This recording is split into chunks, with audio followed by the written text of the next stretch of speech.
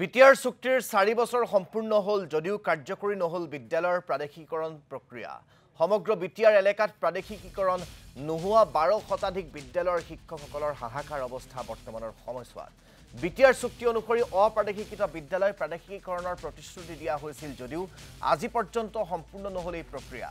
BTR চৰকাৰৰ 4 বছৰ সম্পূৰ্ণ হোৱাৰ পিছতো বিদ্যালয় প্ৰাদেশিকীকৰণ নোহোৱাত আন্দোলন কাৰ্যসূচী গঢ়ি তোলাৰ হুংকাৰ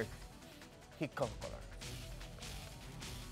এই শিক্ষকসকলৰ প্ৰতিক্ৰিয়া আমাক এই মুহূৰ্তত জনাব সাংবাদিক মুছাদ্দিক হুছেইনে ৰাজ্য চৰকাৰে 2013 চন আৰু 2017 চনত যি বিদ্যালয়সমূহ প্ৰাদেশিকৰণ কৰা হ'ল যদিও বিটিচিত প্ৰায় হাইস্কুলৰ 125খন তাৰ বিপৰীতে প্ৰাথমিক বিদ্যালয় প্ৰায় 1033খন আৰু আনফালে জুনিয়ৰ সেকেন্ডাৰী 16খন আৰু তেনেধৰে আসলতে বিটিচিত এই যি বিদ্যালয়সমূহ ৰৈ গ'ল তাৰ পিছতে 2020 চনৰ 27 জানুৱাৰীত যি বিটিআৰ চুক্তি হৈছিল তাতে আসলতে 6 নম্বৰ দফাৰ 3 নম্বৰ সেক্টৰত আসলতে উল্লেখ আছে যিসকল বিদ্যালয় প্ৰাদেশিকৰণ নহল সেইসকল বিদ্যালয় প্ৰাদেশিকৰণ কৰা হ'ব কিন্তু আটাইতকৈ ডাঙৰ কথা আজি 4 বছৰ সম্পূৰ্ণ হ'ল এই 4 বছৰত কিন্তু কোনো ধৰণৰ ব্যৱস্থা গ্ৰহণ নকৰিলে প্ৰমোদ বড়ো নেতৃত্বাধীন বিজেপি মিত্ৰজোঁটৰ এই চৰকাৰখনে সামগ্ৰিকভাৱে মই দেখুৱাইছো এইসকল শিক্ষক আৰু এইসকল শিক্ষকে এতিয়া তেখেতসকলে উৰেটো জীৱনে তেখেতসকলে আসলতে সংগ্ৰাম কৰি গ'ল তেখেতসকলে মানুহ বনোৱা খনিকৰত তেখেতসকল ব্যস্ত থাকিল কিন্তু তেখেতসকলৰ কথা কোনো কাৰণতে ভাবিবৰ সময় নহল এই মুহূৰ্তত আছে সেইসকল দুৰ্ভগীয়া শিক্ষক শিক্ষয়িত্ৰীসকল আৰু মই তেখেতসকলৰ পৰা জানিম ইতিমধ্যে তেখেতসকলে ৰাজ্য চৰকাৰ আৰু যি বিটিআৰ চৰকাৰ এই বিটিআৰ চৰকাৰ প্ৰায় 9 দফীয়া এখন দাবী চনত উল্লেখ কৰি তেখেতসকলে ইতিমধ্যে স্মাৰক পত্ৰ দিছে আৰু শেহতীয়াভাৱে আসলতে বিটিচি চুক্তি এতিয়া কাৰ্যকৰী হোৱা নাই আৰু 1998 হওক বা 89ৰ পৰা আসলতে এইসকল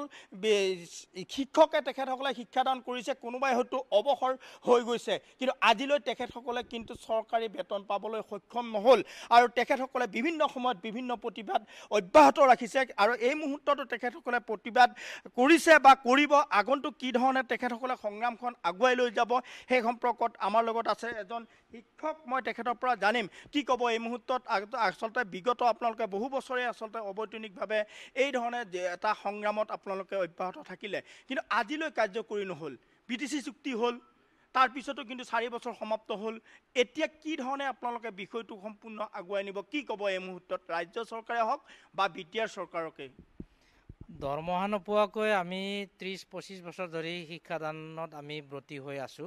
আমাৰ ভেঞ্চাৰ শিক্ষকৰ মানে দুৰৱস্থাৰ মানে কথা আমি বৰ্ণনা কৰিব নোৱাৰা অৱস্থাত আছো আমি খুব আশাবাদী আছিলো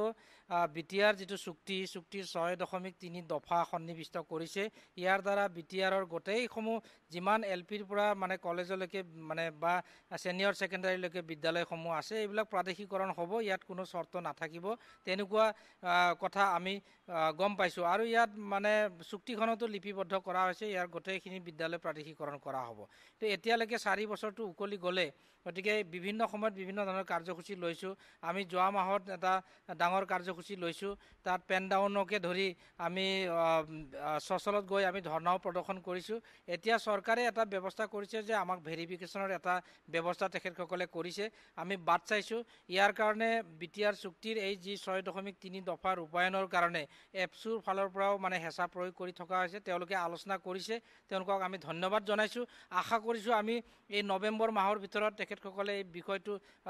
নিষ্পত্তি কৰিব আৰু আমাক প্ৰাদেশিকৰণ কৰিব আৰু যদি প্ৰাদেশিকৰণ এই ব্যৱস্থাটো তেখেতসকলে নকৰে তেতিয়া হলেতো আমি জংগী আন্দোলন কৰিব লাগিব কাৰণ আমি এটাই কথা জানো শিক্ষক সমাজ হিচাপে আমিতো উদ্বোধনালি কৰিব নোৱাৰিম গতিকে আমি গণতান্ত্ৰিকভাৱে যি পন্থা অৱলম্বন কৰি আমাৰ প্ৰাপ্যৰ আদায়ৰ কাৰণে আমি চেষ্টা কৰিব লাগে সেই পন্থা আমি অৱলম্বন কৰিম নিশ্চিতভাৱে আৰু লোক আছে মই এইসকল লোকৰ ওচৰতো যাম বিশেষকৈ এগৰাকী শিক্ষয়িত্ৰী আছে মই তেখেতৰ ওচৰলৈ যাম আৰু তেখেতৰ পৰা জানিম কি ক'ব বাইদেউ এই মুহূৰ্তত আসলতে ক'বলৈ আপোনালোকক বিগত জীৱনটোৱে আপোনালোকে এই ধৰণে আসলতে কটালে হয়তো আৰু 2-4 বছৰ পাছত আপুনিও অৱসৰ ল'ব এই মুহূৰ্তত আপুনি কি আহ্বান জনাব প্ৰমোদ বড়ো নেতৃত্বাধীন চৰকাৰ বা এই চুক্তিকাৰীসকলকে হওক বা ৰাজ্য চৰকাৰকে হয় আপুনি কোৱাৰ দৰে আমি বা মই আজি বহু বছৰ ধৰি এই ভেঞ্চাৰ স্কুলত কাম কৰি আহিছো প্ৰথম অৱস্থাত মই সহকাৰী শিক্ষক হিচাপে কাম কৰিলো তাৰ পিছত মই প্ৰিন্সিপাল হিচাপে কাম কৰিছো কিন্তু আমাৰ দুৰ্ভাগ্যবশতঃ কোনোদিনে আমাৰ স্কুল বা ছিনিয়ৰ ছেকেণ্ডাৰী স্কুলসমূহ চৰকাৰীকৰণ হোৱাৰ পথত নাহিল কিন্তু আমি বিচাৰোঁ যে আমি আশা কৰিছিলোঁ যেতিয়া নেকি BTCত